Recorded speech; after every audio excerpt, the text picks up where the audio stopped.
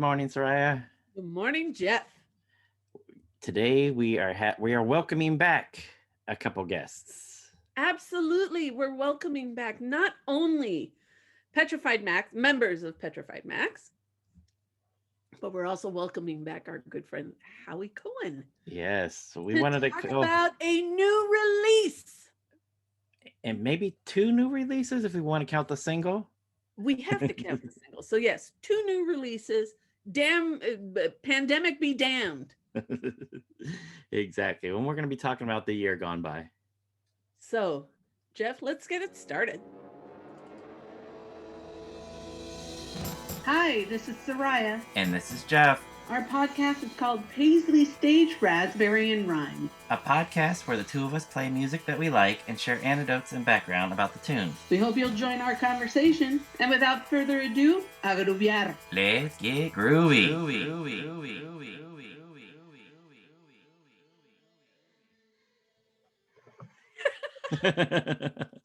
Here, I'll hold my coffee cup too and just freeze.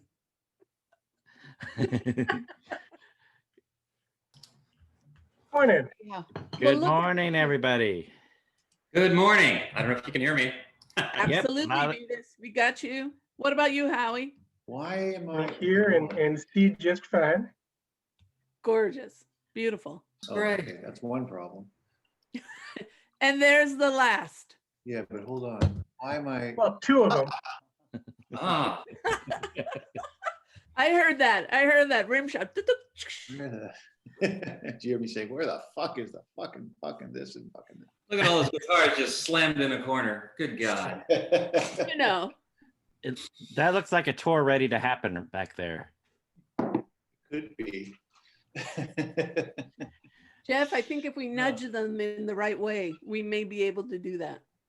Play in your backyard. I mean, we got nowhere else to play. Yeah. Backyard party. Sure. So Soraya and I were just talking about that we're very excited to welcome you both back because there's some new projects that we wanted to talk about. And we have a very special co-host today with Mr. Cohen, Howie, Yeah. Hello. our mutual super fan.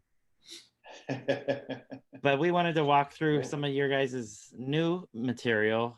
And first of all, how are you both doing? Good. I'm up. I'm upright. This is fantastic. Yeah, this is a good thing. Thank you for doing this, you guys. This is really fun. Yeah, we're very excited because hearing new music. But Soraya, we wanted to start off with a single, if that's okay. Yeah. Okay, so the single, Lucky Couple, backside, the B-side is Thimble of Sun. Okay, so I've got to ask, the B-side, Yeah. tell us where that title comes from, because that's a little bit of a tongue twister for me, Thimble of Sun. That's Vitus's. All right, Vitus, talk to You me. gotta sing that fast a whole bunch of times. That would not be the hook in the song. No, it's just a little love song for my best friend Shannon. And she's, things. One way to look at it, the past few months, the year, whatever, hasn't been all that rosy. And it's just an outtake from the record. I wrote 3 songs for her. 2 of them are already on the record. The third one became the B-side. It was just a process of elimination. But she's like this, ray of sunshine. I love it. Yeah. And we're trying to remember. Can you guys remind us where the name of the band came from? Petrified Max? Could you remind us? I've done some visual art over the years, and I had a piece called Petrified Max. It was a photograph, I think, that reminded me of a Max Ernst painting called Petrified Forest. So I called it Petrified Max, and when we were searching around for a name, I was just desperately going through anything I could think of, including old titles of works, and that one popped out as a possible band name. We couldn't think of anything different. I love it. And a lot of the promo things that we're seeing online use the Get Smart characters. So that's that's perfect. Another Max.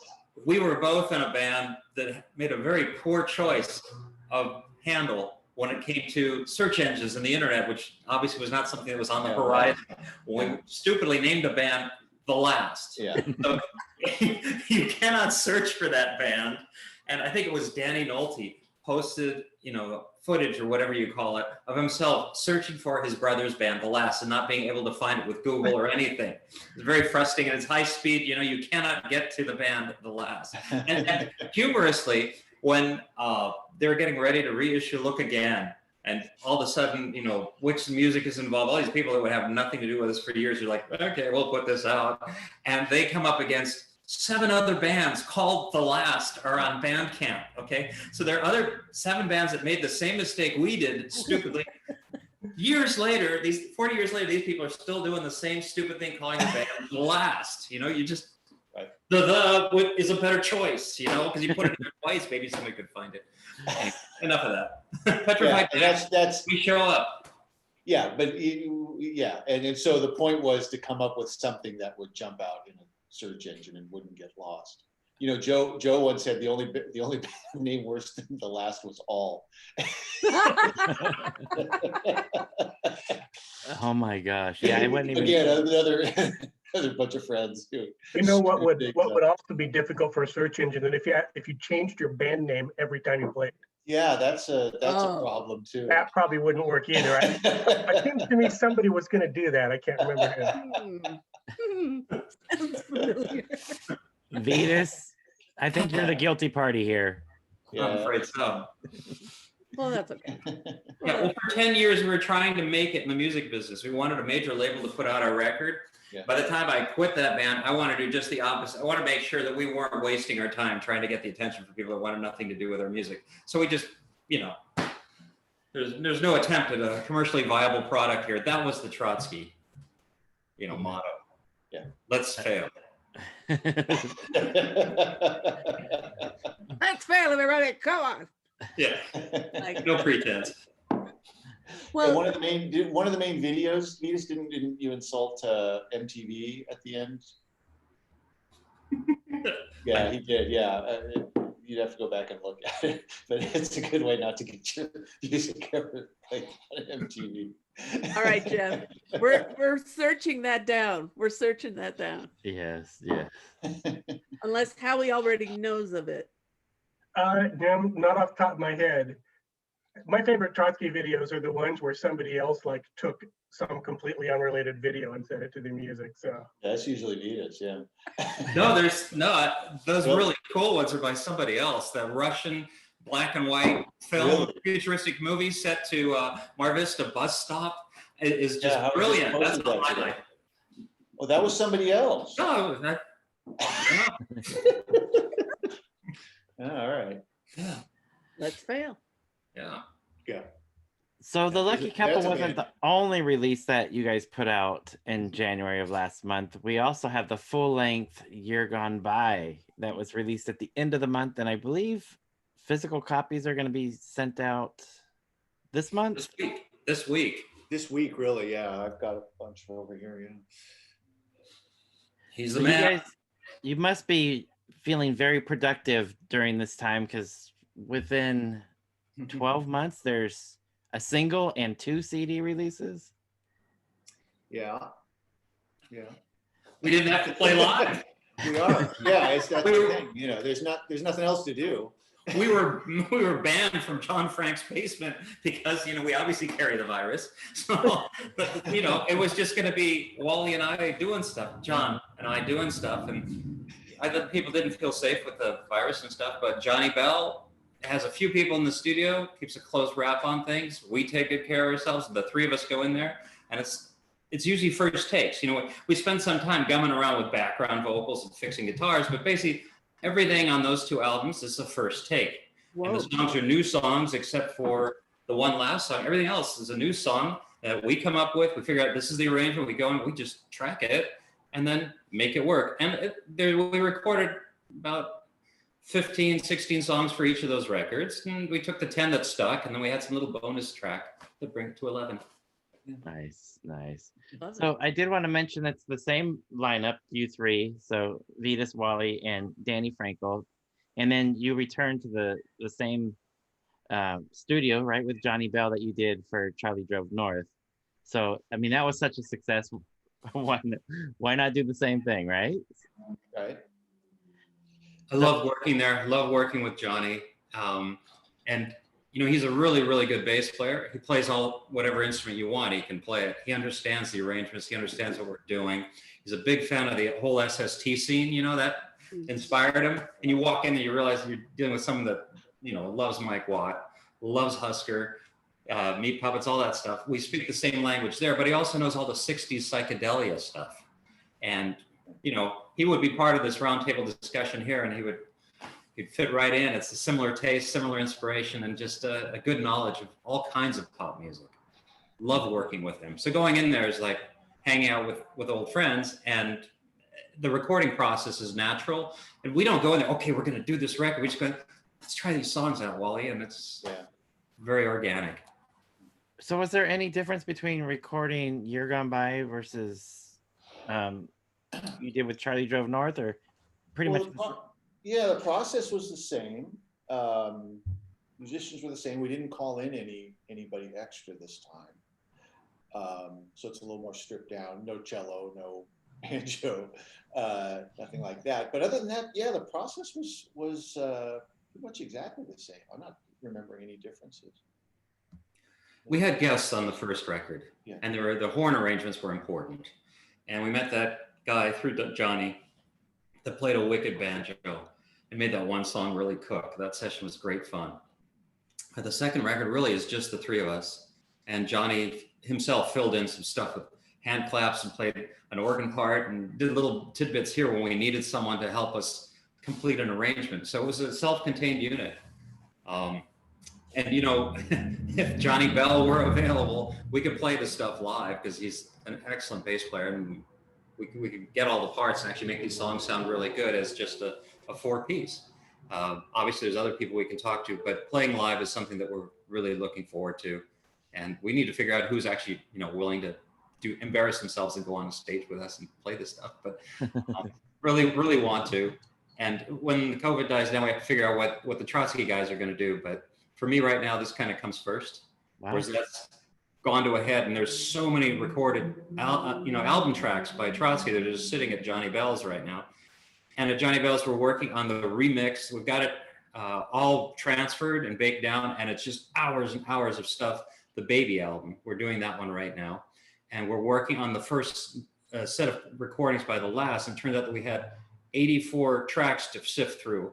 They're mostly different songs, but that's the Dissected Cats record that we're working on, which is the original Sheet on Why I'm Here. All the stuff before the single has all been mastered, has all been transferred and baked and transferred by David Nolte, and that's at Johnny Bell's as well. So there's a lot of surgery going on right now. I don't know what's going to get finished next, but every now and then when we go down there, we feel like, you know what?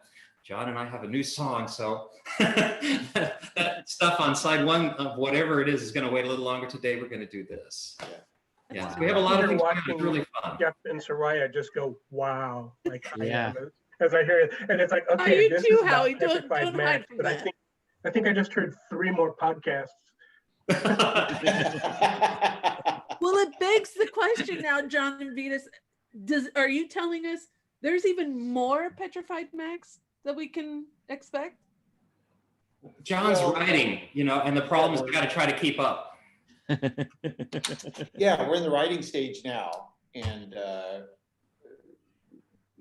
mean, I don't know. Well, we probably have 7 songs kicking around if you add up everything. Wow. Yeah. Pandemic be damned. Yeah. So Time to go play live. It really is. Yes. Yeah. We're ready. Yeah. So that's the thing. It is just going to be a timing thing. I mean, if I don't know. To me, it looks like live music is still a long way off. And if that's the case, then we'll have an album full of songs ready to go record in a couple months, and I want to do a Christmas record. Probably do that. You just want to do a Christmas record, a whole album, or you have just a song? I don't know. A single, an EP, an album. I don't know, but I have all these tunes that would lend themselves to a weird, warped holiday music. Wow. I don't think it'll ever happen, but it's okay. It's a Gedanken experiment. It's something that I've got up here, but I'd love to do it. I hope that happens. It needs to happen. Yeah. It's not hoping. It needs to. A Petrified Max holiday record. Petrified. Sounds bleak, but it could be very beautiful. Yeah. I'm going to place my pre-order now. All right, Soraya, what do you say we walk through these songs? Yes. So for our listeners who very obviously got Charlie Drove North, one of the great things about the band is we get to hear a lot of different things. And in this album, especially, we're hearing a lot of different sounds and influences in this one. Let's start off with Sipping the Moon. So to whom do I credit Sipping the Moon? Vitus or John? Me. That one's me. And speaking of Charlie, right? Is this Charlie's mentioned in this song? Is this the same Charlie? No, you know what? I was ripping off Jethro Tull. I was thinking of. He admitted it. He admitted. What's that song? What's that song, Vitus? Locomotive Breath. Locomotive Breath. Yeah, that's. The last used to play that live, by the way. Speaking of being embarrassed, we used to do that live. I That's a love great that song. Joe and Oldie did that one. Yeah. I just played a little keyboard behind it. That's one of the only songs where I really had a feel in mind that I wanted to go for, just because we didn't have anything like that. And I started with that Flamin' Groovy song, Slow Death. And it's in the same key. So I kind of started with that and thought, well, how can I kind of rework that feel? And it ended up being a lot slower, a lot different. But that was really conscious musically. And then lyrically, I never have any idea when I go in, but it ended up just after tossing around some lines, it ended up being about not the pandemic so much, but about that year and just sitting around watching the world fall apart, and not doing a goddamn thing about it. Yeah. And that was all. That one was really done in my head when we went in. There wasn't a lot of messing around with that. I remember going in, had the solo all worked out. Everything was finished, except for the background vocals, which I never have any idea about, and that's always all Vitus coming up with that. And first take, Jeff. First take, okay? Well, that is the first take, yeah. But all the guitars, John reworked those. And the vocal and the melody line, the lyrics, all that was nailed down in John's head before he recorded it. Wow. So I was just following orders. Yeah. I can imagine John. I remember seeing This Is It, the Michael Jackson movie. I think that's what it was called. Yeah. And Michael had everything in his head, and he was just telling everybody in the studio, this is what you're doing. And he's not playing the bass, but he's like, you're playing this in his head. And I can just imagine John. All right, Vitus, you're doing this. John, no cymbal there. Vitus is exaggerating a little bit, because usually with the vocals, well, Vitus sings everything so far. I'll put a scratch on it, and the melody does get improved when Vitus actually goes in and sings. So that it's not quite as regimented as it sounds. But it also just depends on who's playing what, And on that one, I just ended up playing everything. Great opening track. Fantastic. I don't think there's anybody else on there. Yeah. There's no one but the three of us on this record, and a touch of Johnny Bell. Right. It sounds like more than that frequently at times. It's a bigger sound than a 3-piece at times, and I don't know how to quantify that, but there's just a few of the songs sounds like it's like 4 or 5 people playing, just a lot of layers to it. Yeah, there's overdubs of guitars, and then there's multiple vocal tracks. Right. Yeah, we usually end up with at least 2 guitar tracks, and often 3 or 4, And then there's a curious thing that happens where it's a song of mine and I come in with this rhythm guitar track and I try really hard to play it and I double track it. And then a few hours later, they play it back and they say, doesn't your guitar sound great now? And my guitar's gone. It's that guy played it 10 times better than I Other things. It happens. It happens. I love that. I love that. So that brings us to the next song, which is the title track, right? So the title track is in sequence number 2, Year Gone By. Yeah, just ripped off of this. This is what I'm listening to right now. That's backwards. That's not. Anyway, this record is awesome. Albert King, and it's it sounds a lot like where John Mayall got their stuff and where Peter Green tries to sing, like, has absolutely nothing to do with the other song that we came up with that has almost the same title. But it's like part 2 of what John's first song was about, everybody sitting in front of their TVs and watching stuff fall apart. Mine is just lamenting that the year gone by isn't that great, can't be fixed, but the next year's going to be better. And we wanted this to come out right at January 1st, but the recording was finished in December. It just couldn't come out any faster than it did. And there's nothing profound in the lyrics, but it's a cute little song. Not strong enough to start a record, but it's the tag on to Sipping the Moon. So does this theme run throughout the CD?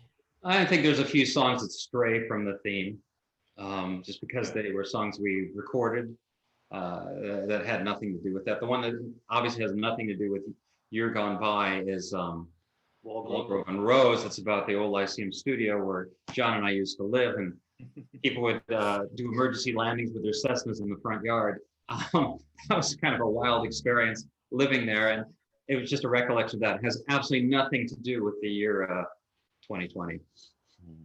So it's an oddball. But most of the other songs, there's a few of them, especially the Ending the Days, they're about, the year of pandemic and weird political strife. Yeah. So Howie, you're up for track number 3. Okay, I thought it was 2. I'm sorry. Oh, I think you were. I might have. You preempted Howie. But yeah, so I'm going to kick it back to you because I didn't prep much for track 3. So wait, what did you have for Year Gone By?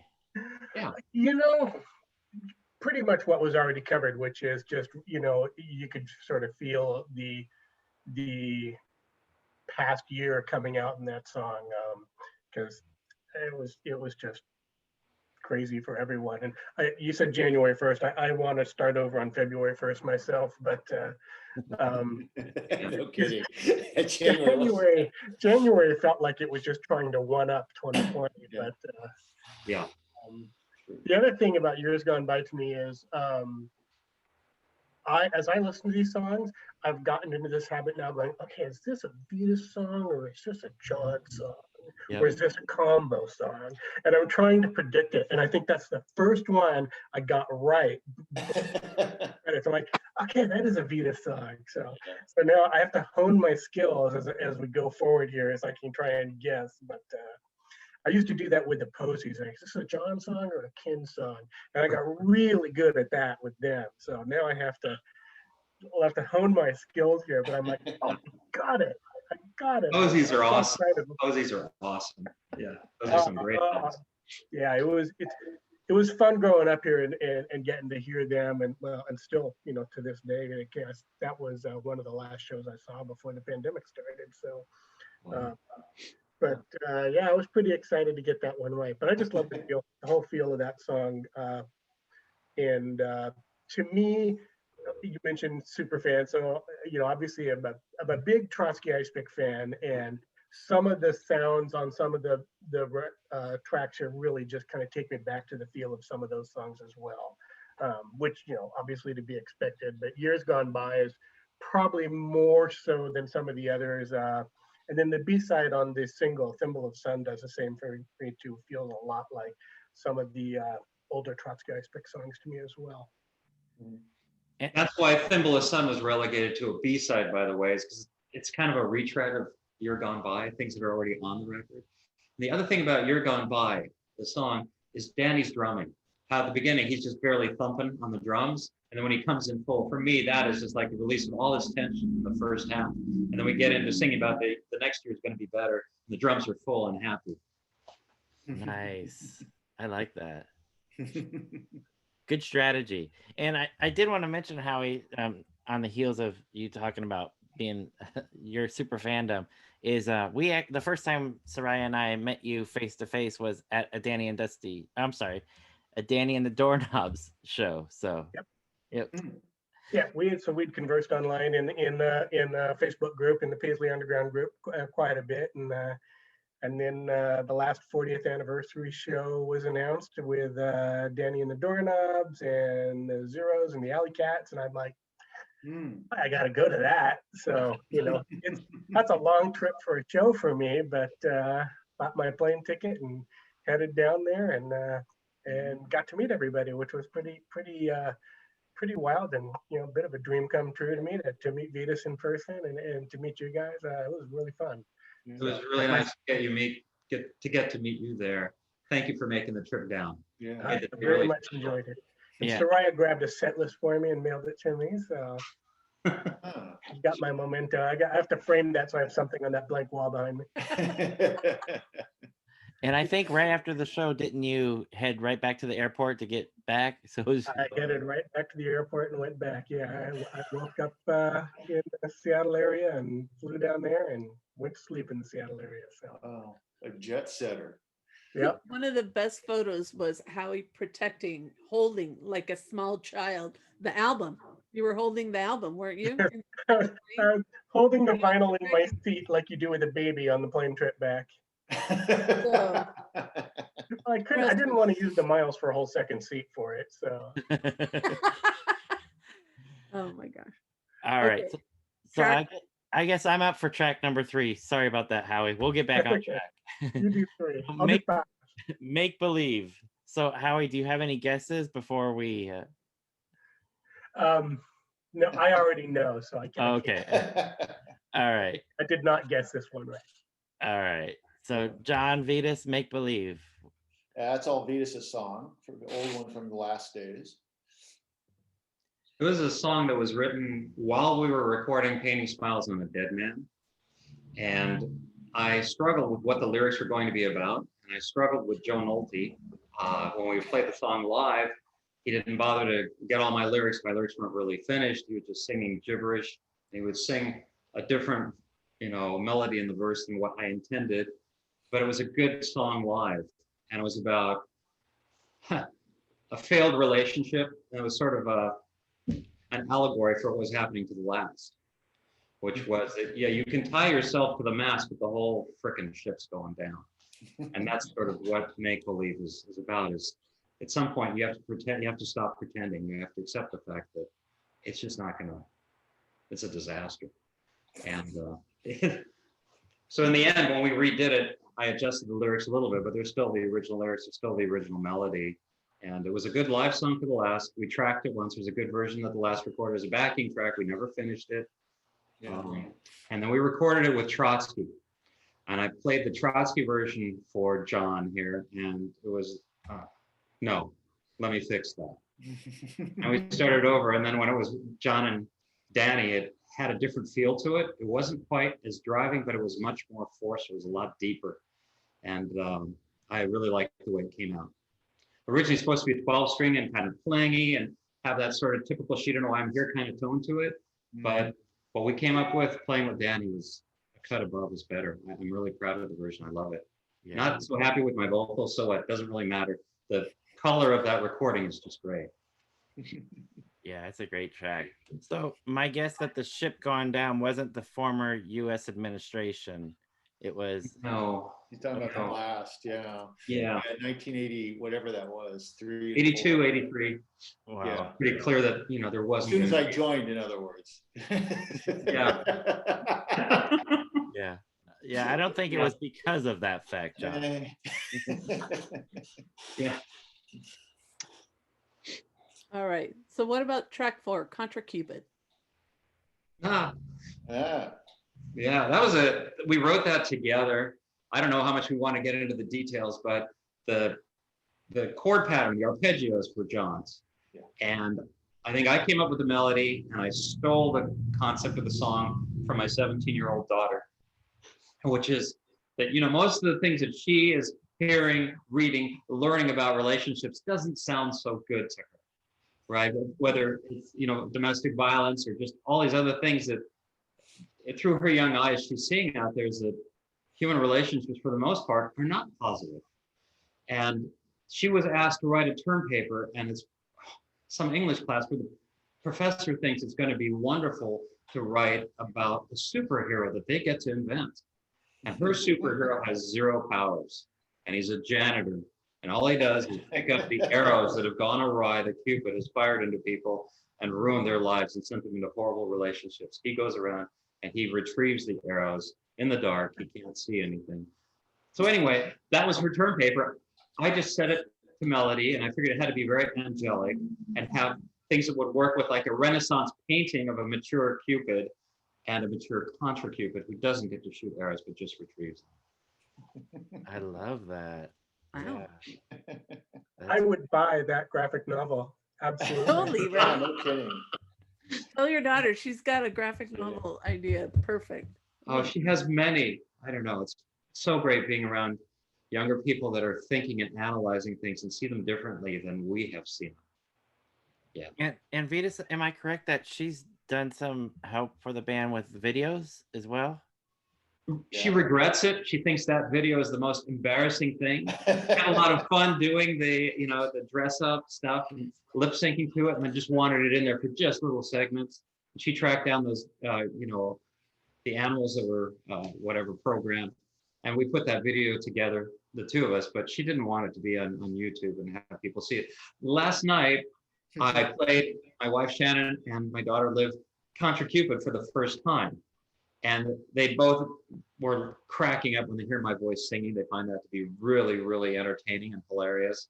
But, you know, it was just, oh, you know, Dad, you got it all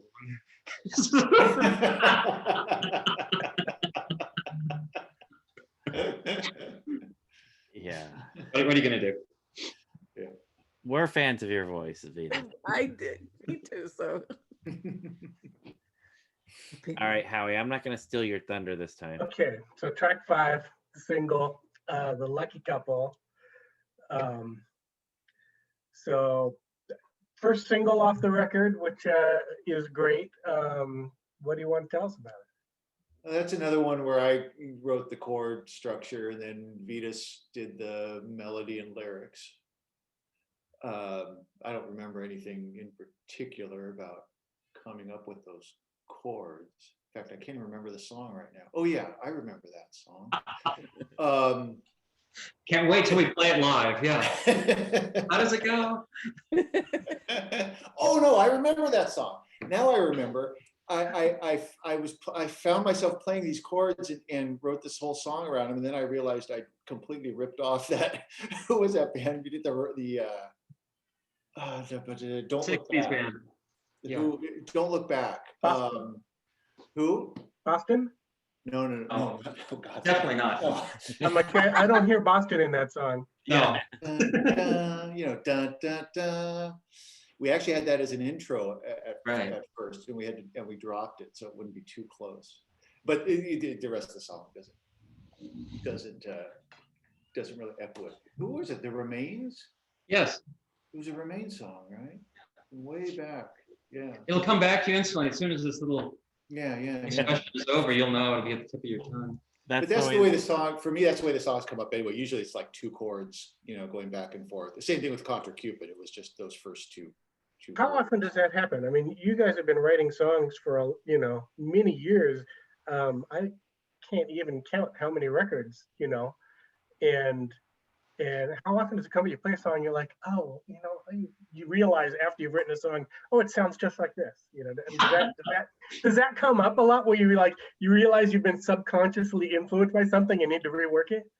It's nauseating. I think the worst one that I ever did, I was really proud of a song called Light Another Candle, and I brought it to Joe Nolte in 1975. And at the time, we were working with this guy, Randy Neese, who was the singer in the Young Americans or whatever. And I brought in a song I thought would be great for 3-part harmonies. And Joe Nolte says, "That's great. You just wrote The Sounds of Silence."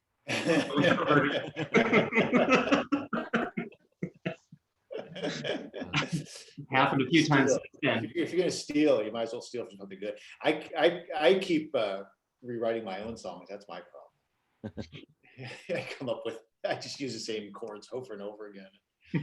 I mean, there's only so many chords out there, right? Yeah, that's true. Yeah, that's true. Although we're trying to do something about that. You know, getting back to this being the single, this was a song that, for I think both John and I, was just a song that we liked, that worked out fine, but it was not one of the standout tracks. Whether it should be on the album or not wasn't really clear to us. We were trying to figure out because we were going to be late because of the press time it takes to make a CD. What song to pick, and you guys helped us pick that one because we were all set to do, you know, Sipping the Moon or whatever. We thought that would be the strongest song, but the reaction seems to be that the most memorable song on the record so far, people are saying that the single was the right pick. The guitar intro to it just grabbed me too. I mean, it's just one of those songs where you're a couple bars into it and you're like, oh, this is great, you know. Yeah. It's you know, and it's really that guitar lick that right in the first couple of bars. I'm like, you know, it just you grab it and you're like, okay, I already like this, you know. Haven't heard any vocals yet, but the melodies got me. So. Yeah. The vibe of the song is really good. Yeah. It's a good follow-up to Contra Cupid because it's the story of a couple that totally devastates themselves with this relationship and leaves, you know, 3 orphan kids. They both died, so it's kind of a. It's another happy Petrified Max song. Yeah. I'm going to urge anyone listening, though, you know, if they're buying the album and have not got the single, get the single too, because I think Thimble of Sun is absolutely worth it as the B-side. I love that song so much, and it's very different, you know, much slower, you know, mellower, kind of trippier song, and I just love the two together. So I don't know what it is about me and B-sides, but every time I hear somebody's single, I end up like the B-side's my favorite. I love Lucky Couple, but I'm going to play Thimble of Sun again. And it's just great. You got to pick up both. Agreed. Yeah. All right, so Showdown is the next tune. It sounds like it could be like an ELO title or a Jethro Tull title. Or Boston. Or Boston. I mean, the album title is embarrassing too. I mean, You're Gone By sounds like some granny's photo album or something, right? I like it. I like it a lot, especially considering where we are. So, so what's Showdown about? Wally did this. Well, not the words though, or the melody. I just had that funny, you know, I don't even know what to call it, that single note thing, and it just gets played. Actually, you know, you the way we ended up recording it, you don't hear it, but I just played through the whole thing twice, and then I guess just at home one day, I started playing the little solo thing at the end. So it's kind of just a weird little thing.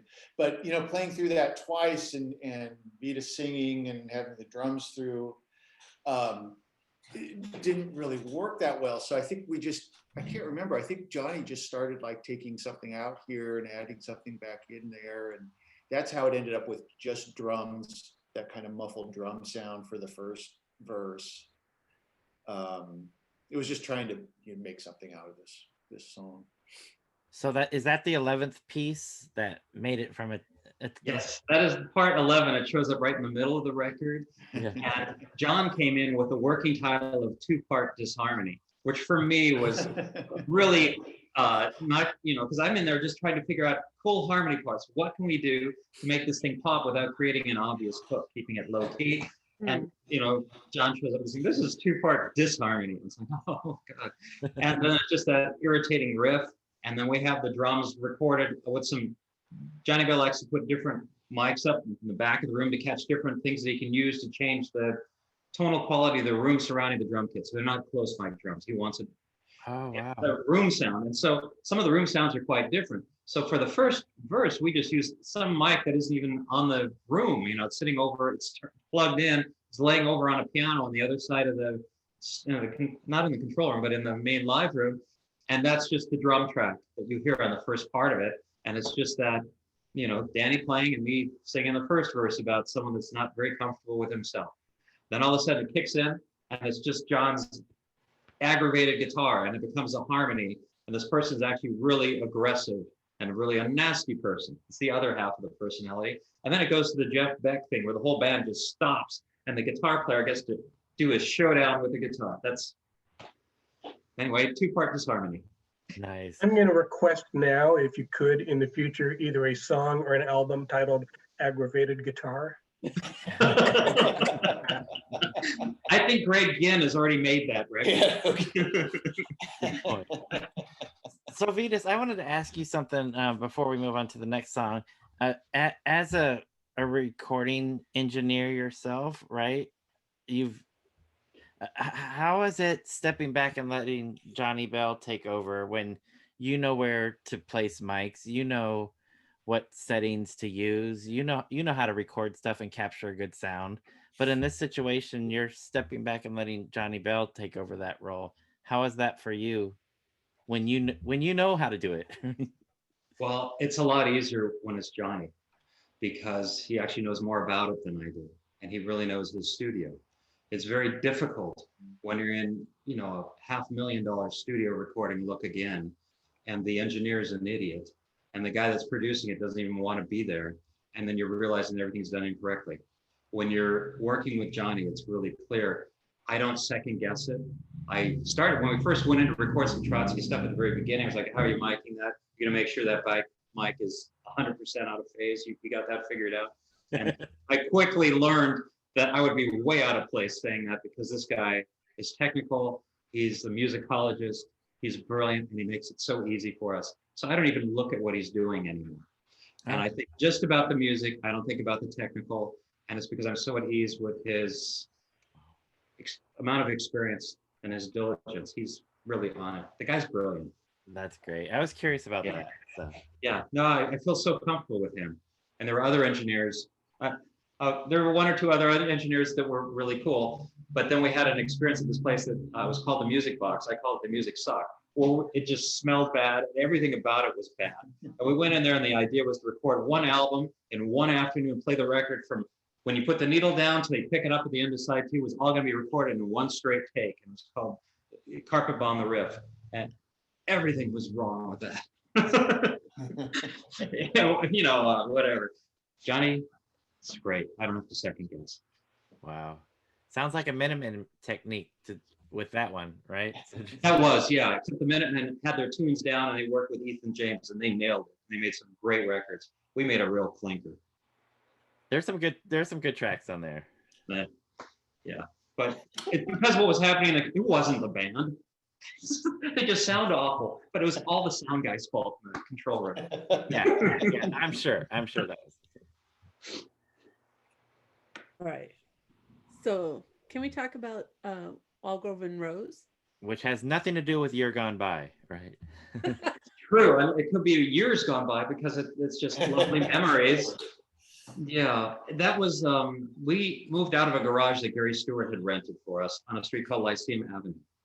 And we bought, we pulled our stuff together and got a down payment to buy this horrible house at the corner of Walgrove and Rose, right below the Santa Monica Airport. And we over soundproofed this garage with a storage room, and that became the new Lyceum studio. And we recorded a bunch of SST stuff there and great memories, but the neighbors didn't care much for us. And our roommate, Kel Johansson, was working as a city prosecutor, or he's working, whatever, in the legal profession. And people would come with briefcases all the time to go over caseloads with him. And the neighbor across the street was concerned about what are these drugs going in and out of there? Who are these colorfully dressed people that are showing up with the windowless vans? What's in the briefcase? We've called the police. We found a hypodermic needle. I have a gun. I keep it loaded. What's your name? What? Never mind.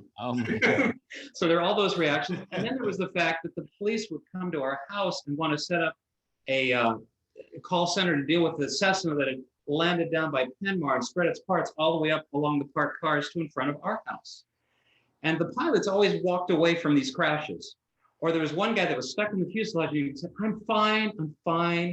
And the guy that sells the ice cream at Penmar is up there selling ice cream to all the kids that are looking at the plane wreckage, including the guy that, has finally climbed out, just sitting on the curb waiting for things to, it took a whole day to clean up the Cessna wreckage. And that was a major thoroughfare, but there's, splattering of Cessna and the power lines are down. So it's a big scene right outside the studio. Walgrove and Rose.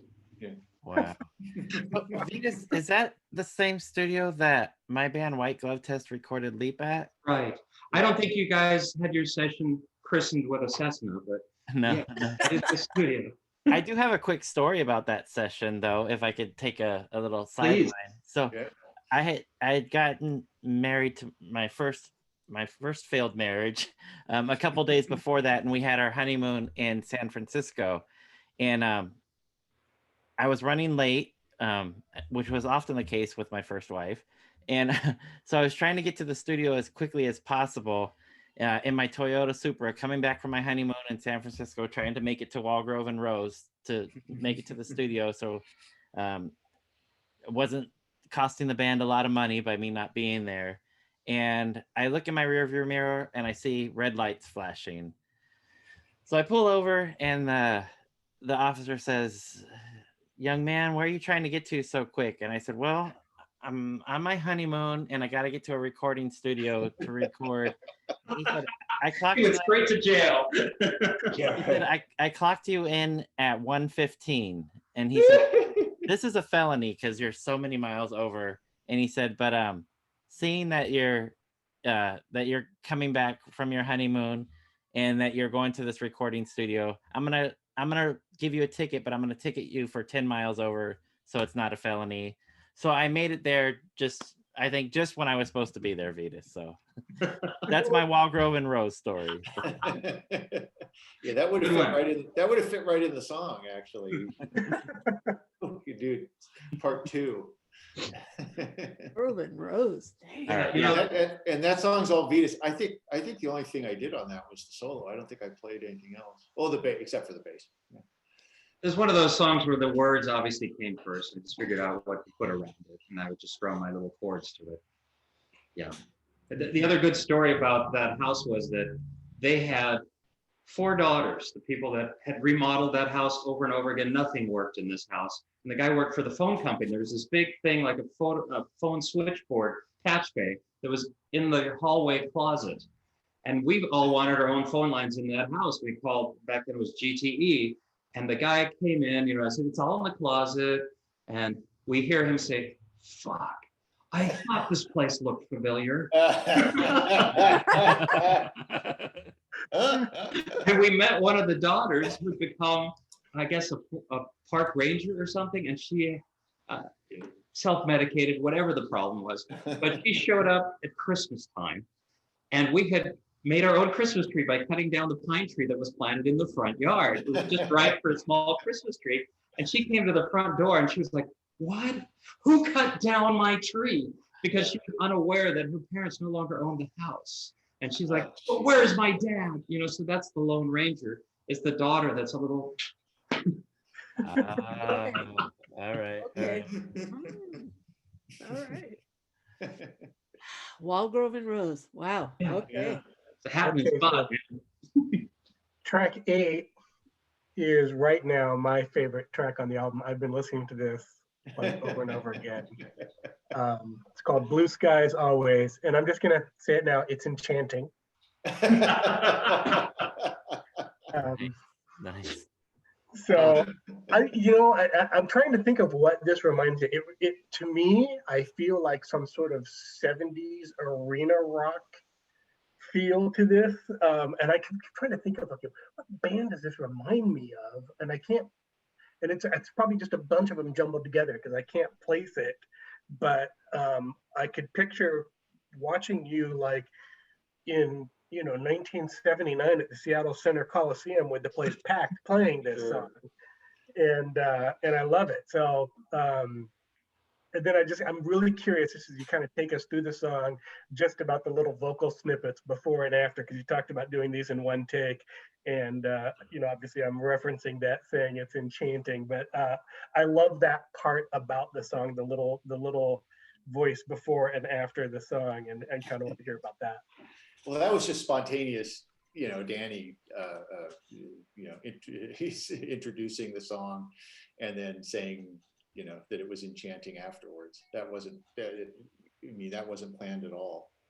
It's great. It's just kind of thing, you find later, those kinds of things I don't even listen to. And then, you come back the next week and you realize that somebody has said something and you want to, and Johnny has found a way to tweak it because it's recorded off the snare mic on the drum kit. Right. Try to make it sound like at least it was, intelligible, but all the amp buzz, the rattling snares, everything's on that. So at the end, he says, "It was enchanting." You hear all this racket that wasn't in the mix. I love those happy accidents that end up on record. The recording with Danny is really, really fun. Yeah. It's not just a musical experience, but there's something about him. He's just, yeah. He exudes fun, pleasure, and spontaneity. How did the song come together?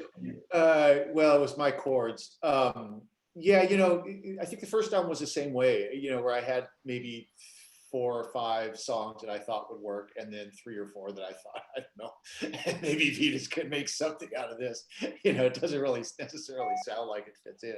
And that was one. And it's not too much like Black Sabbath, but yeah, I was thinking of all the, the bands that I listened to. I mean, I didn't go into it consciously, but to me, it's kind of like all the bands that I listened to when I was a dumb, 13-year-old. Although I have to say, I do love the Paranoid album, except for that stupid Iron Man. I think it's just a wonderful record.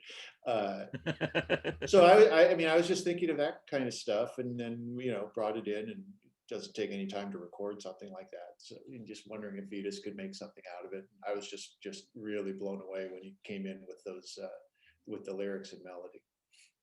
Yeah, Vitus has some very unique melodies that I think really make any band that Vitus writes for stand out for sure. And this song is no exception. So, all right. The harmonizing on the vocals on the chorus too are just perfect on that song. That's really what kind of makes it for me too. It's just the vocals on the chorus. Just love it.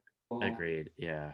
So the spoken part, the top of it, I wanted to sound like "Fork in the Road" by Neil Young. I know it's not one of his greatest songs, and I think it's one of his funniest videos where he's there with the little plug-in thing, plugs it into the Apple, and he's complaining about digital downloads or whatever it is.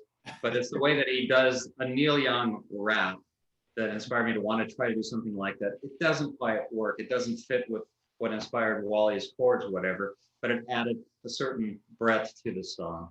And the song really is just about being bullied as a little kid in elementary school. I mean, whatever. There's not much to the story there. It's just a certain sound and feel. There's a lot of just pent up anger that's hidden underneath all that. I love it. So one of the longest tracks is track number 9, Quentin's Stroll, clocking in over 4.5 minutes. One of Wow, what happened there? Not your normal pop song.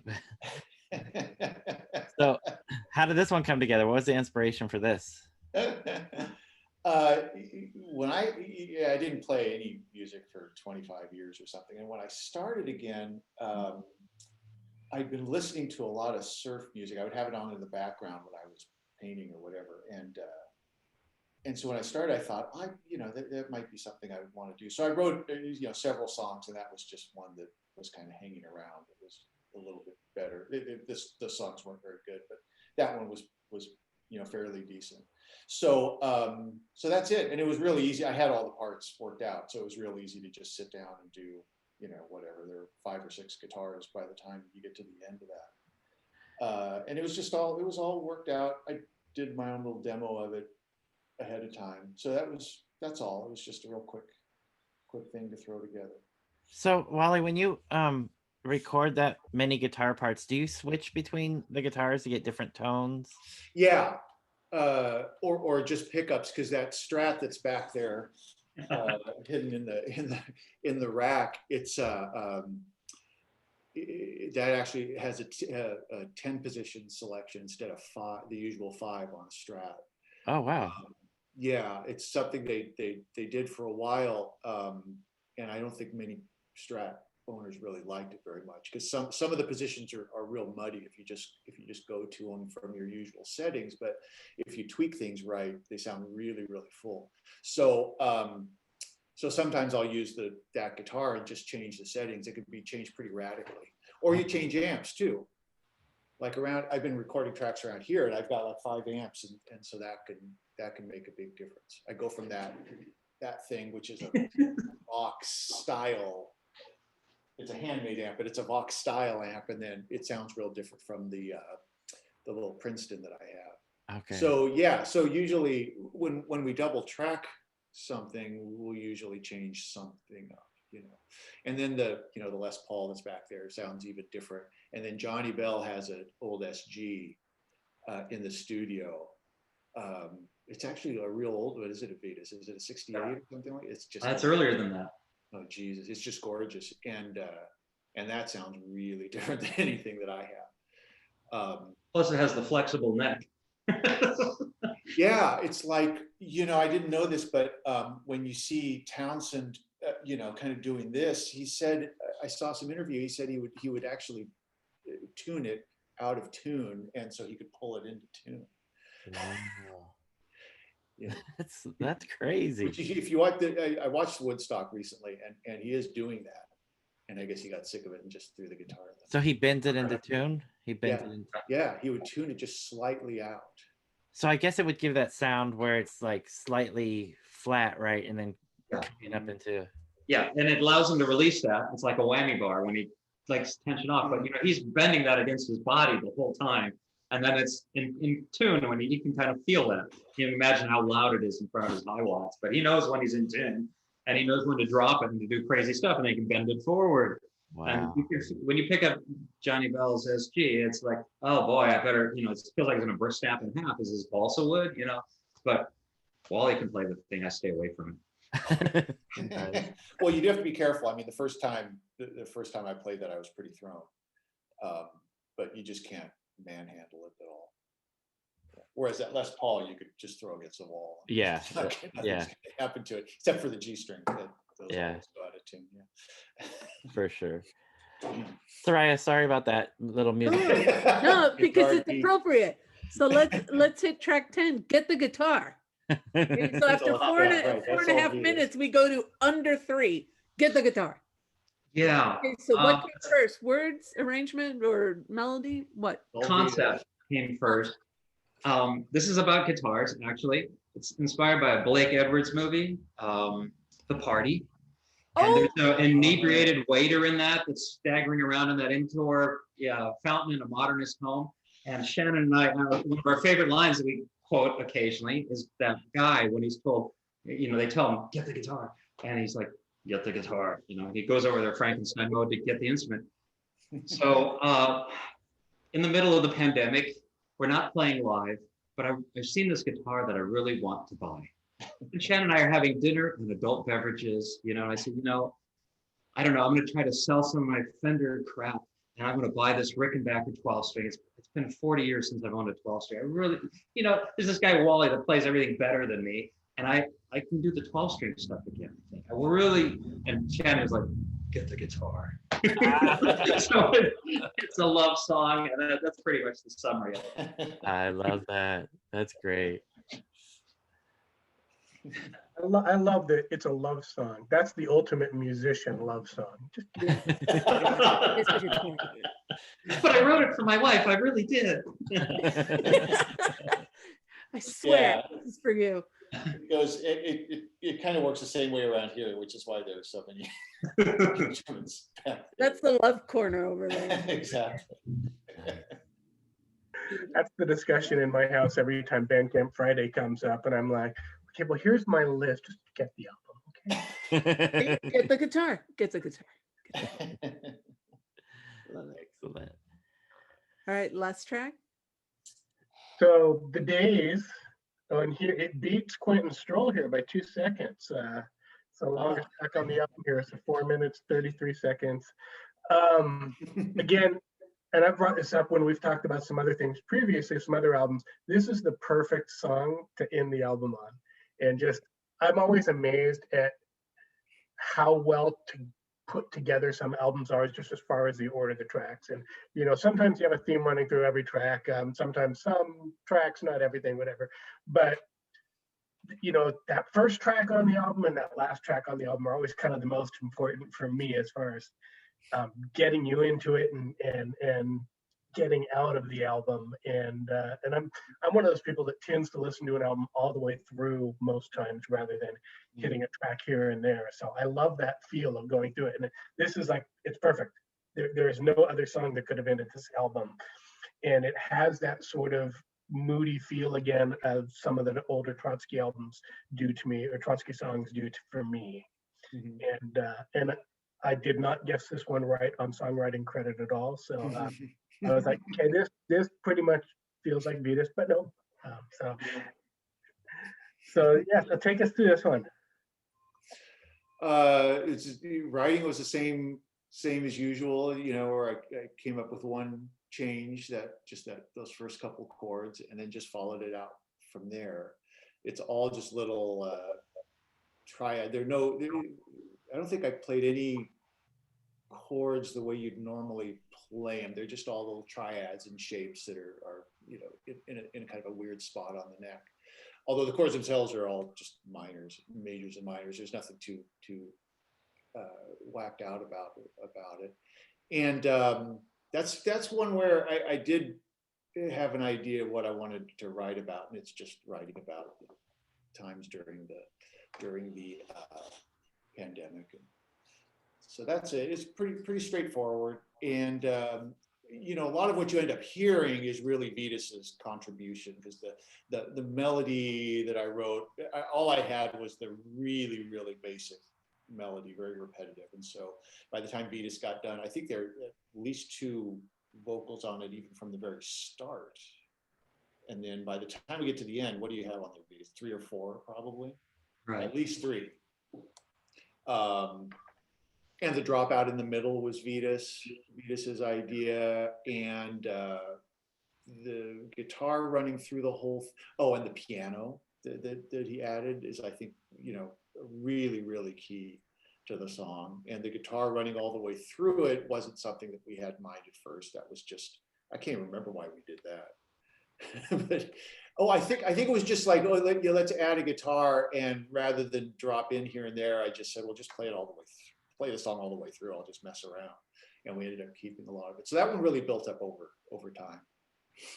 It feels almost a little bit lyrically and musically like it ties into the title track to Years Gone By, and there's some meshing in there that feels similar. But you know, again, because you hit Years Gone By, it's 2 tracks in, and then you hit this one at the last, and it's. I just like the way they sort of play off each other thematically and lyrically. It had to be a longer track. It's a product of the studio. The arrangement was worked out on the recording, but it is there to summarize the record and summarize being stuck at home, the stay-at-home order. There it is, the days at home. Even the cat's getting annoyed with you. Yeah. Yeah, I totally agree with Howie. I think this is the perfect way to end the album. I'm a fan of sequencing, so I think you guys did a great job. I did want to ask you guys about the cover artwork, Brad Murray's artwork here. How did you guys come to use this for the album's artwork? We were just desperate. Well, it turned out great. I love that image, but yeah, it's great. We had no idea what to do. Same thing with the first album too.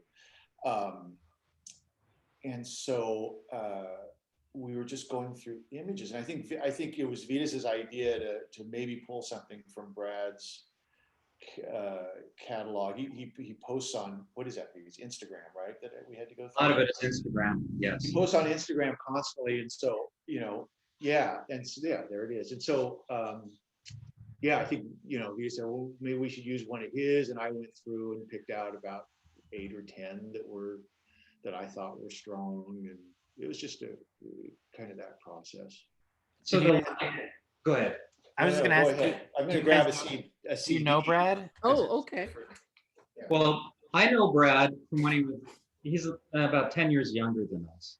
And for his birthday, he would be allowed to place long distance calls. I hope I'm doing this story justice because Brad's going to correct me on this.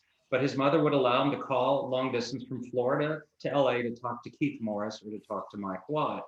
And for some reason, I ended up being on that list of prime SST guys. That's not whatever. But he called me on his birthday just to chat and say that he liked Trotsky Ice Pick. He's this younger kid, you know, he's 10 or 11 years old. And we kind of struck up a friendship and we've stayed in touch through all these years. And he ended up going into the graphics business for CD and record packaging. And Imprint is the name of the company that he helped start, and he works there, and he's their graphics guy. But he loves photography. He's very, very good at it. And this particular image is an annual event where they put up a special colored lighting because the turtles come on land to lay their eggs. And you're not supposed to go into this area, and it has a certain color red light on at night. And he captured a bunch of images of it.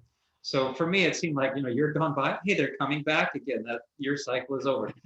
Yeah. That image tied in with this very, very nicely. We had one other great cover image from Beth Pershup, but she couldn't find the original image to have it rescanned to get the resolution that we needed for the packaging. And it was really frustrating. And we loved her image. We really wanted it. She went out of her way to get it, but it just didn't work out.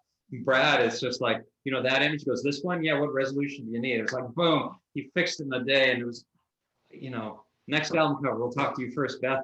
Her photography is at least as good, but it just didn't work out. This one, which is kind of meant to be, just wanted to happen that way. It's gorgeous. And Wally, I think, do you have a box of them right there? Is that Yeah, I have a box. Well, because I wanted to show what I think it was Vitus's idea, and then Don Brown executed it. So, you know, we use that kind of square image in the for the online stuff, but the actual image, and if you well, I already screwed this up, hold on. So if you order the CD, it actually comes like that. Which I don't know if you, there you go. Yeah. It actually comes like that. Oh. And it opens up to the full image, which is that. Oh. Yeah. And you get lyrics this time. Like what style? And a band photo this time. Look at that. Yeah, it does look like a Fire Hose thing, like trying to read Fire Hose lyrics or. Yeah. Nice, very nice. Well, you guys, once again, put out a great CD.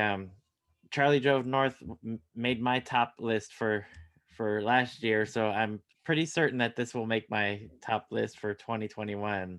And I'm really thankful that you guys were agreeable to coming back and talking to us and walking through the song. Thanks for having us. Yeah, Howie, thank you for participating too. That made it extra cool. Yeah, this is great. I'm just here as a fanboy, thrilled to be asked. So I'm glad you had me on, and it's really fun. You bring a lot to the discussion. It's really good. Thank you. Absolutely. I got to share a funny Facebook story with you guys while I have you here. I'm in a little group called Northwest Demo Tape Society. It's about as niche as you get, you know, people, and most of it is just people posting pictures of cassettes of no idea who that is. But there's some interesting Northwest bands in there. But somebody from a club in Spokane called 123 Arts posted like 5 pictures of boxes full of cassettes they had received from bands just trying to get gigs at the club. And I'm going through them, and there's 2 Trotsky Ice Pick cassettes in there. There's never got a gig. and El Caban. So I don't know if you ever remember playing at 123 Arts, but yeah, sure. It was at, I guess that's that place that we played in Spokane. Yeah. Yes. Yeah, probably. Remember that? It was sort of like a little. It wasn't an arts co-op, but it was this guy who had it seemed like he had the whole building, and he had like artist studios. There were a bunch of kids hanging around. Yeah. The only part I remember is sleeping on the floor. Well, yeah, but that was No, we got a motel in Spokane. Yeah. Wow, we blew all our capital in one night. Yeah, exactly. We got a motel in Spokane, and we ended up at this bar where they were making beer behind a curtain. And so the guy talked us in drinking beers, and then he brought us all around to tequila because Hunter Crowley had made such a spectacle of himself when we came into when we came into the bar in a good way. Hunter was always friendly. Oh, Hunter always walked away from a gig with about 10 new friends. We could do a whole show on Hunter. So yeah, I remember that. I remember that place really well. Wow. It worked. We got a gig. That was fun. Yeah. I don't know. There's not very many people in this group, and I'm like, well, Trotsky Iceberg. Yeah. What's that doing in Northwest Demo Tape Society? There you are. We were everywhere. Yeah. And you guys, Soraya, Jeff, thank you for doing the little episode on Tom Stevens. That was really cool. Yeah, it was really great that you guys did that.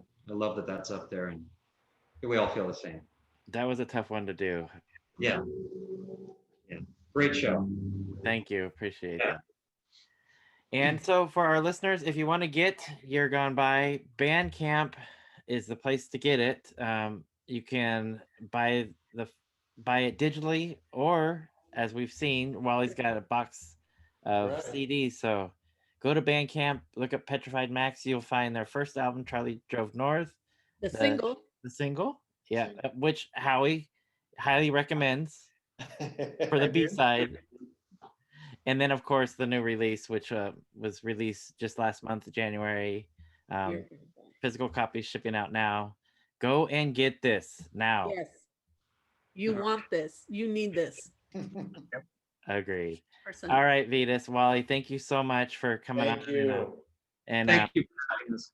develop those 7 songs and make it into 11 somehow. Oh, yeah. And we'll have you back. We're ready for all of it. All right. On their upcoming album, Aggravated Guitar. Aggravated guitars. That's good. Perfect. Thank you Thanks guys again. so much. Thanks a lot. Thank you very much. Thanks. Okay. Bye-bye.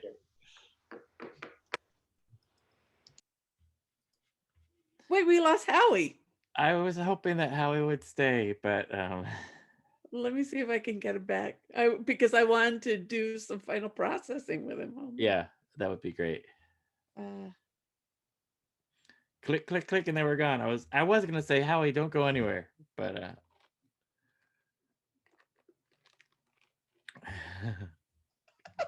I love those guys. Okay, first of all, before hopefully Howie sees our message and comes back, I love having Wally and Vitus on because I like hearing their process. Okay, but let's just walk through some of the things they talked about today. Okay, so this album it's a different sounding album. You can't deny that, and a lot of different influences. Some stolen riffs, but okay, so start out with something lifted from Jethro, or influenced by Jethro Tull, Locomotive Breath. Yes. Then Wally mentioned also the song Don't Look Back by The Remains. Yeah.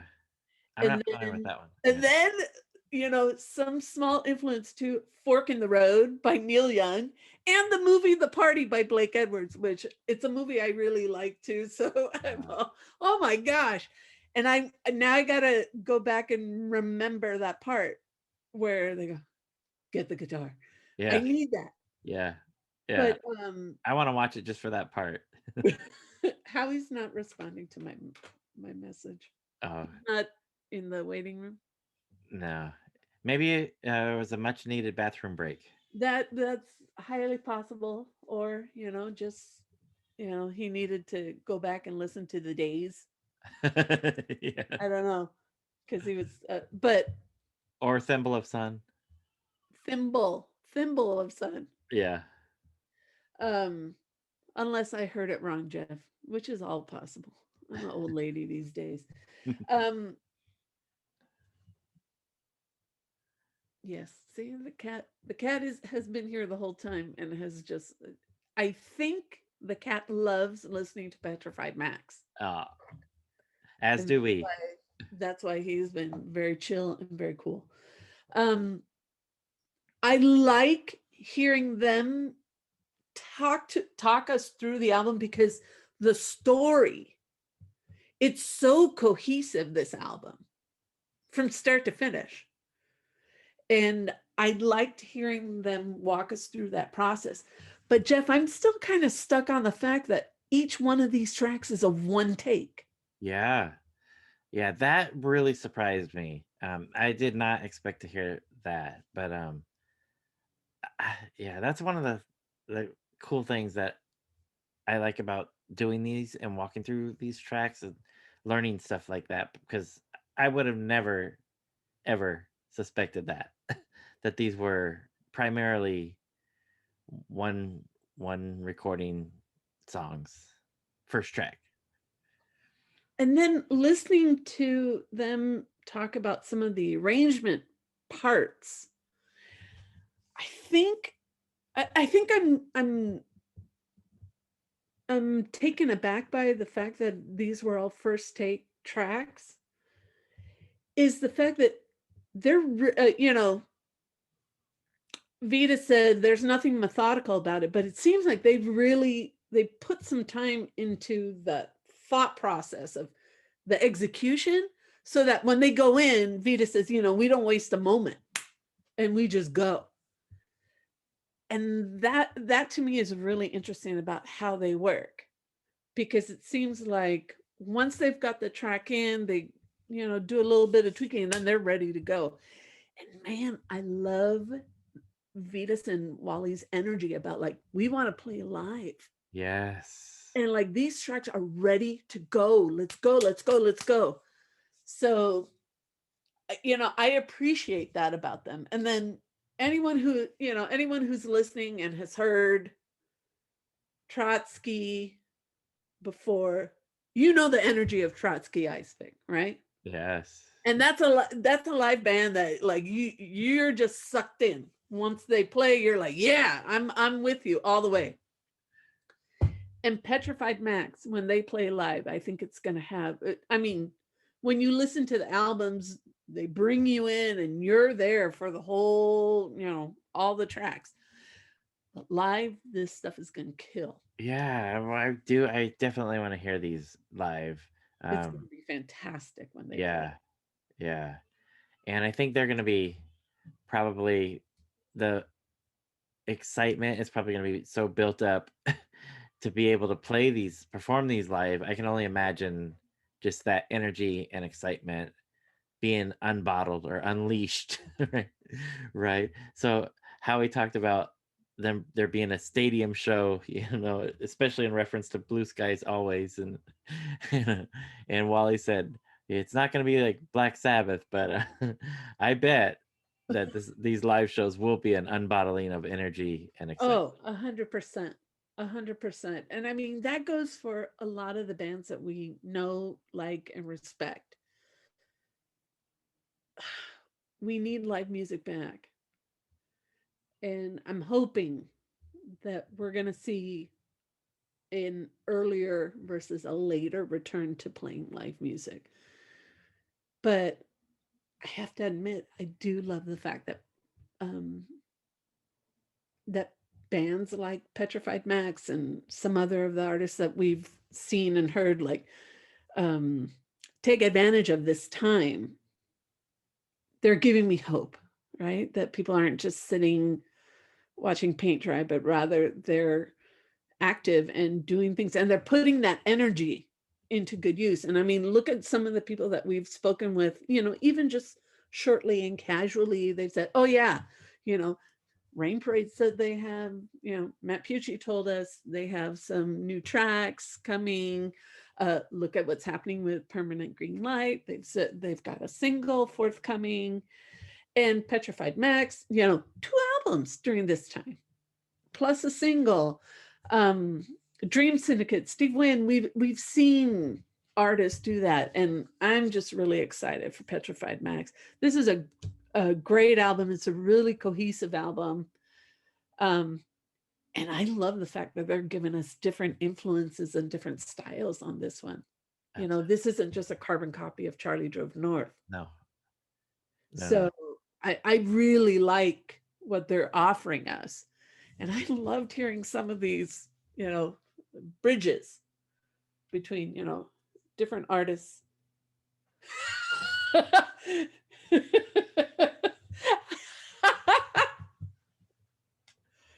Well, Is this hello, thing my on? friend. No, we wanted you to be here for the end part. And I'm like, where are you going? We all said goodbye. What? No, you come back, get your guitar and come back. Get the Grab your guitar. microphone. Get your microphone.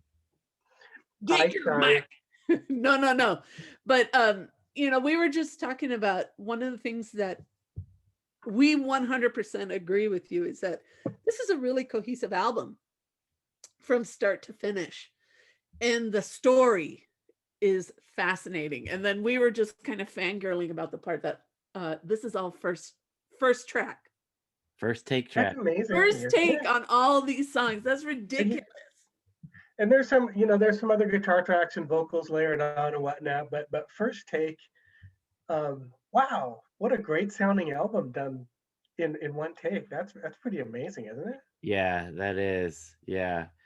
It's almost to be expected with people with, I mean, they have such a long history. All these bands, all these albums they've put out, they're really good at this. And just when you look at their prolific songwriting, because this is our second Petrified Max album in a year. Mhm. Plus you had a Trotsky Ice Pick EP, you had a Trotsky Ice Pick album, you had a Danny and the Doorknobs album, all within 2 years. Yeah. They just keep writing and putting out great music, and I almost kind of expect them to go into the studio and have this down to a science. Go in, one track sounds great, layer on a couple guitar and vocal tracks, but it's not too surprising that they can go in there and do that in just one take. Yeah. It actually surprises me just knowing how Vitus is, but I think listening to what Wally was saying, with at least with some of his basic tracks, it sounds like he really had an idea of what he was going for going into it. So I guess with that thought in mind, it's not that crazy to have these first take recordings, but I just imagine Vitus just sitting in a studio just working and working them and working them. That's how I see it. So that part surprises me about Vitus, and these songs are great. I mean, this is another great output by the band, and Yeah, it's I think you can almost kind of hear when they were talking to that on some of the songs that Wally wrote, that he kind of knew what Vitus would add to it, and then the same thing the other way on the songs that Vitus wrote, that he knew what Wally would do with the guitar, and they had that in their head already, and don't really have to do too much explaining, like, here's the chords I wrote and now you do something. They know, it's kind of this chemistry that just happens, and it comes out as a great song. that's a good point. And Yeah. I think that comes through as you listen to the tracks. You can hear that camaraderie, and as you mentioned, Howie, these guys have been playing together for a number of years now, and that the collaborative work really shines through, I think, in these songs in particular. I mentioned the Posies because I've been listening to them since they put out a cassette made in their basement, which is a long time ago. And they've put out a ton of albums together. And it's, for the most part, it's John and Ken. And over the years, I can listen to an album and I'm like, that's a John song, that's a Ken song. I'll always get that right. They're very distinctive in how they write. But with Vitus and Wally, I don't know that I'll ever get there because they play off of each other. You know what I mean? That musically, they'll write a song. One of them will write a song or write the bones of a song, and then the other one comes in, and they mesh together so perfectly. I'm like, I'm never gonna get there to where I can, like, I'm just gonna know, because they influence each other, and it's really interesting to hear the difference there in they each can write a song, but when it's meshed together, it just sounds like what you get when you put the two of them together. Yeah. That's a good point. 100%. Yeah. Yeah. And I don't care what Vitus says. I love his vocals. Me too. Personally. Yep. You know, I always call it like false modesty, and then like, you know, I was kind of giggling at what his wife and daughter had to say about it. But I like hearing Vitus on vocals. But Howie, to your point, you know, it seems that, you know, Wally and Vitus have this, you know, it's this interesting synergy where they kind of mesh one into the other, and the songs flow really well. So I'm not even going to try and play your game, Howie, because I will lose every freaking time. I'm coming to accept that I'm going to lose most of the time there too, but it's still fun to try. Yeah, I was gonna say, yeah, that's 100%. But this is a great album, and one of the things I was telling Jeff was what I like is that Petrified Max isn't afraid to show us where their current influences are at the moment. So Charlie Drove North and Year Gone By, two different albums, in my opinion, showing us very different influences. And, you know, I was telling Jeff, I said, listen to what they told us, okay? Locomotive Breath, Jethro Tull. Don't Look Back, The Remains. Fork in the Road, Neil Young. And then the Blake Edwards movie, The Party. I mean, we just hear a lot of different things. And Black Sabbath, Paranoid. Thank you. Missing from my list. I was trying to name, like, who is this 70s rock sound I hear there? Okay, Black Sabbath, that's it. There you go. I like that about them, and that, you know, okay, the Albert King album also was that Vitus showed us. Mhm. Here's what I'm listening to, and here's what's, you know, how that brought me to here. I like hearing that. Yeah, and take all those things and throw them into a blender of pandemicness, and Year Gone By. I think the next year or two, we're going to get a whole slew of post-pandemic albums from people, you know, themed. It's going to be interesting to hear all of it that comes out. But this is like the first one for me where it's like, okay, Year Gone By. I know where I'm going with this record already from the title. Right. And you know, everyone has their own pandemic story, but there's a lot of commonalities for sure to them, and this record, you can feel it in those songs. And Howie, what do you think? I was telling Jeff, after listening to this album, you know, the three of us have heard this album, you know, a few times by this point. This album is going to kill live. Yes. These songs are going to absolutely rock it. Well, you know, I mentioned I've been playing Blue Skies Always a lot. So, you know, so I just said, I'm talking out of both sides of my mouth. I play the album all the way through, and then I go back and I play Blue Skies Always 5 times in a row. You're allowed. I want to hear that song live. I mean, the chords, you know, okay, let's rock. And then you hear the chords, and I'm like, okay, let's rock. Let's do this. And you can I want to hear that. You can hear it in their voices. They are so ready to take this show on the road. We've got to get back to live music soon. I'm holding on. I'm holding on to hope that we take that turn, because so many artists that we've shared on this show and talked about have new music to share. So, you know, I'm thinking about this post-pandemic reality. I think it's going to be, I don't know, I think it's going to be pretty music rich, at least in artists that we follow. But I love hearing that Petrified Max, that Wally and Vitus, that they're not just sitting and waiting, but they're really kind of taking the moment and giving us, and then the fact that Wally's got 7 more songs. And he just kind of like said it nonchalantly. Oh yeah, I got 7. I'm like, wait, that's 3/4 of an album. 3 more, and then we're set. I love it. But plus, then they talked about all the other stuff they were working on working on the old Trotsky tapes and the last songs that were unreleased. And I'm like, holy cow, how much music you guys going to put out here in the next few years? It's going to be pretty rich, and then hopefully on the road, and we get to hear some of this stuff live. Yeah, I tried to contain my excitement on that part, Howie, but thanks for calling me out on. Well, I saw Howie's face too. I think we're all sitting there We're going, all guilty. "You do what? Wow, what?"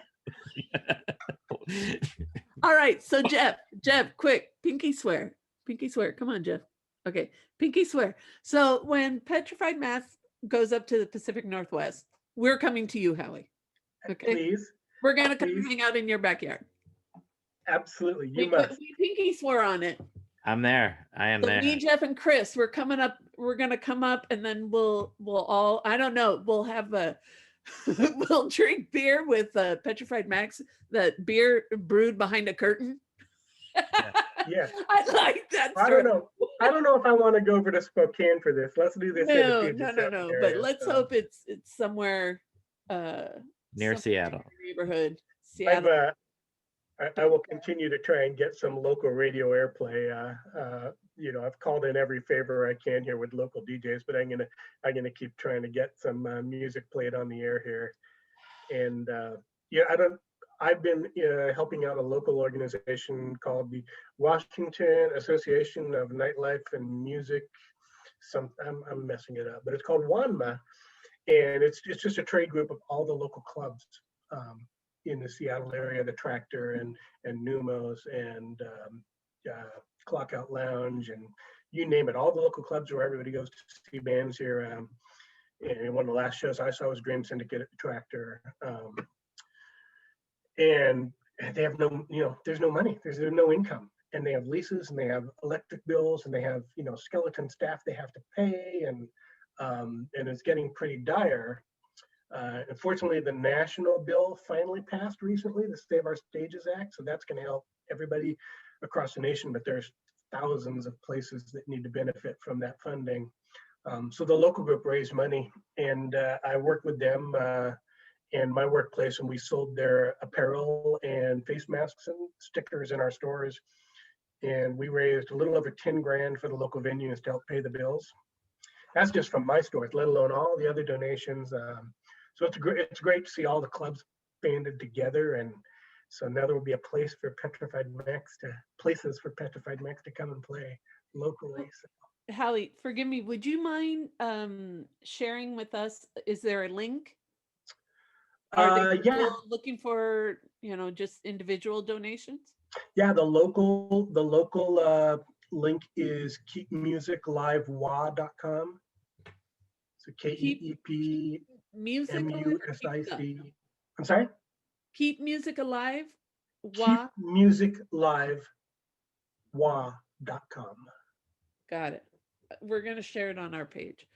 And cool. Here in California, a number of individual venues have been also thank you so much.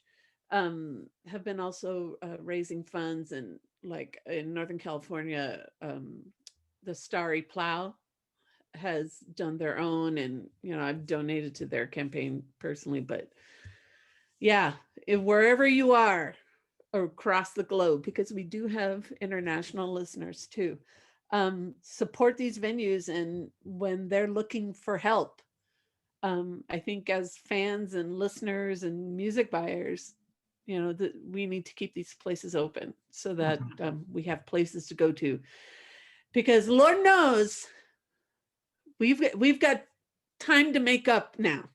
We've got events to make up. Yeah. There will be a period of time where there's going to be 2 stamps on my hand every day, Please. Yeah. Please. Yeah. Yes.